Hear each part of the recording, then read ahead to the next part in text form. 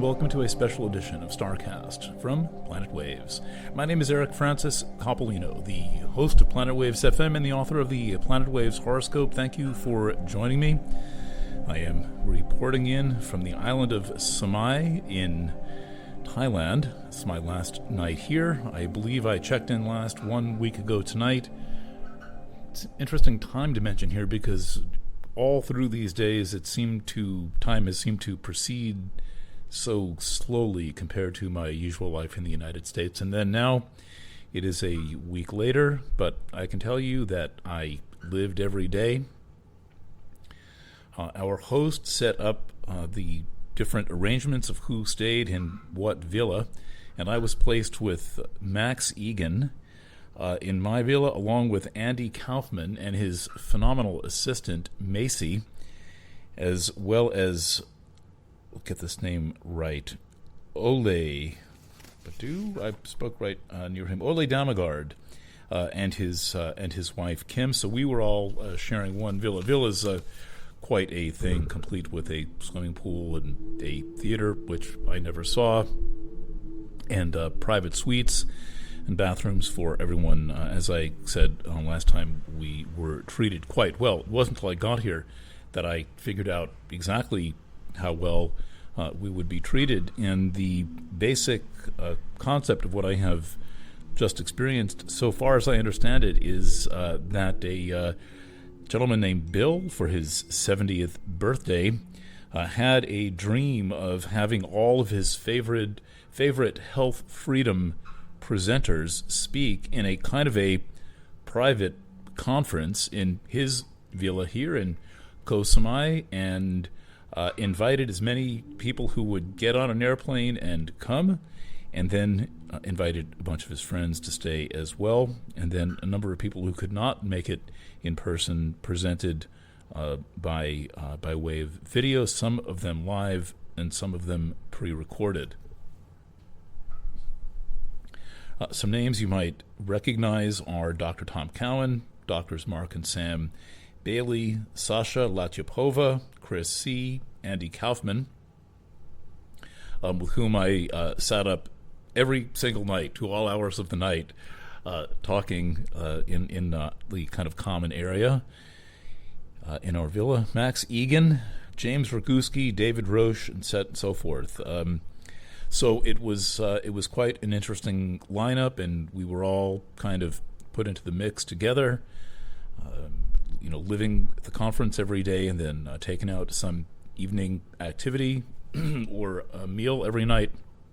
And so along with being an educational production for pretty much everyone, but especially the people who were here just as non-presenter guests, it was a melting pot and cross-pollination chamber for the presenters to get to know one another. For example, I have been peripherally associated with Andy Kaufman now for 3 years, and I never really had a chance to get to know him. So anyway, this has all been very exciting, and it was really my first time, in fact, my first time out of the New York area since returning from Ukraine on February 1st, 2020. Okay, so let's talk about astrology for a bit. This is the only presentation I'll have for you this week. Not planning Planet Waves FM. Obviously, I'm planning to be in transit back to the United States from here in Thailand tomorrow and arriving sometime over the weekend. I've got my chart set for New York time, and as of this moment, it's 3:08 p.m. 3:06 p.m. Eastern. No, that can't be right. It can't be. The times in this one are going to be all over the place. I've set my chart program to use coordinates in the United States, but the time zone it is selecting from is a time zone called 7E. So I would encourage you to verify anything, but I'm not saying anything that is going to be especially sensitive from the standpoint of planning or ritual purposes. But recently what we have been through is the interior conjunction of Venus to the Sun. That was on Sunday, the 13th of August. And then, so that's a big moment in the kind of normal cycle of a few years. Venus only passes between the Earth and the Sun once every 18 months, and it did so exactly lining with the Earth and the Sun on the 13th. That was followed by the Leo new moon on the 16th. So two of those events quite close. Currently, the moon is making its way through Virgo. It's picking up a lot of planets in Virgo. It's picking up both planets that are in Taurus by trine. It's picking up Pholus and Pluto in Capricorn by trine. And it is picking up Neptune by opposition. So then it'll continue to go over all these planets in Virgo, and it will make one significant conjunction is on the 18th, but I'm perhaps slightly ahead of myself there. Mercury and the moon form a conjunction. So keep your ears on for that. Now, in the background of all of this, Mars is creeping along through the sky, and it is about to form an opposition to Neptune. So that is one to keep a close eye on. Now, what I mean by keep a close eye on is remember that there are potential problems with boundary infiltration and truthiness and self-deception through relationships. So it's not a time to be hot and heavy about anything. And I'm talking about specifically about Mars opposite Neptune. It can have a self-destructive streak, so you don't want to get too mixed up in that. And so this is suggesting that through this week, it's now the 17th, so let's say through the next week or so, from this point through the weekend and into early next week, that is the time to dial certain things back that you might tend to be called to overindulge in. Mars opposite Neptune. So what? And I'm always a little extra cautious about 90-degree type aspects between Mars and Neptune. Maybe it's because I've got Mars trine Neptune that I don't trust the 90-degree type aspects too much, but there's certainly enough written about them. And so it is a good time to say less rather than more, and to subject what people say to you to some analysis, and also wherever Neptune is involved, to subject them to the test of time. Time could be days, it could be weeks, it could be months, but not to make immediate decisions based on what you learn during any form of a Mars-Neptune contact, such as this conjunction, square, opposition. Then the next thing that happens along the trail of things happening is that the Sun enters Virgo. That is on the 23rd. And just after the Sun enters Virgo on the 23rd, Mercury in Virgo stations retrograde.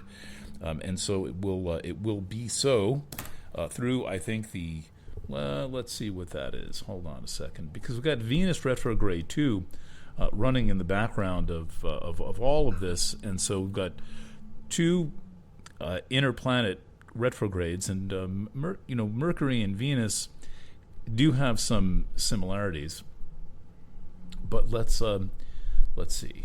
We've got Mercury goes retrograde on, as I just said, the 23rd, just after the Sun enters Virgo. Then it goes direct on September 15th. And let's see what's special about that chart. I mean, it's not that special of a chart, except you've still got Mercury nice and strong in its domicile, which is Virgo, and it is picking up the earthy energy of what's going on in Capricorn and Taurus. So let's see how this Mercury retrograde plays out. I would say that it's a good one to pay close attention, to details, to pay attention to facts and figures, of course, with Mercury in Virgo, and to review and do kind of a self-audit. So the entire Mercury retrograde takes place. Well, let's see when Venus goes direct. So let's check this. Venus goes direct on September 3rd. So that's going to end pretty soon. Anyway, so for a spell, we've got Mercury and Venus retrograde, and just generally that is a time to reflect, review, to tidy up the past, and to start sketching out your plans for the future. It is not generally regarded by intelligent astrologers as a time to plunge forward or charge forward in any way, and that is often the effect of many of the complications that take place during Mercury retrograde, is that it is not a time to plunge ahead. It is very much a time to turn inward and just kind of check your reality and pay attention to your facts. Okay, so when I return next week, my plans are to do the Virgo reading. There's a fairly good chance I will also be writing the monthly horoscope for September, and not sure what articles I'm going to be writing, but I will prioritize the radio program on Friday night above everything except the Virgo reading and the horoscope. It should be an exciting program. Though I spent many hours with Andy Kaufman, he continues to elude me as a guest on Planet Waves FM. But I got a very good sense of who he is, where he's coming from, and kind of what he is. We're both New Yorkers, so we have that going on. And I told him he reminds me of guys I knew when I was much younger, but I think that's a kind of a New York Jewish thing, and certainly was homey to be hanging around with someone who had a bit of that, more than a bit of that New York chutzpah. Of course, there are people we all wish could be here in person.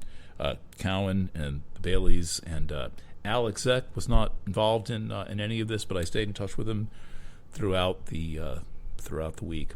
All right, so as for myself, it is a lovely afternoon here in Samoy, Thailand. It's this island about a 1-hour flight from Bangkok. It is an absolutely dreamy place that I am in. I mean, it's a very happy place for a Pisces with all of these saltwater pools and a full staff at this place, which has basically been waiting on us hand and foot, and arranging for rides and for taxis. But the environment is absolutely silent except for the wind, and the view of the rest of the island from here. We're pretty high up on a hill, is just spectacular. The weather has been beautiful all week, usually about 85, 90 degrees, interspersed with kind of rainy periods for either a few hours or a day or so, and then it goes back to being sunny. Overall, very pleasant experience, and the best Thai food I've ever had, but that should not surprise anyone. All right, so I'll be back with another edition of STARCAST as soon as appropriate, and thank you for your indulgence and patience while I take a little break from being a writer and, in truth, figure out where I'm really going with my astrological career. I will go somewhere, but I'm not sure where I'm going. It's time for a change of some kind, and I am happy to continue serving as your astrologer. It just has to be in a way that really works for both of us. While you're here, click on some subscribe button or another. We do this without commercial support, without corporate sponsorship, without any covert money or agendas. I'm doing the same thing I was doing pretty much in 1998, which is telling you the astrology and the news as I see, hear, and feel it. All right, once again, thanks for listening. Bless and bye for now.